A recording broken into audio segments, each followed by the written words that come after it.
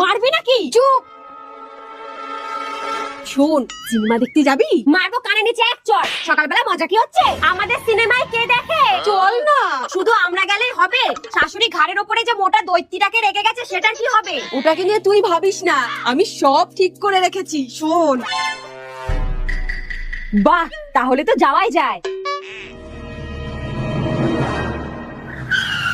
Parcel আছে, parcel. কয়দিন? रुको जरा।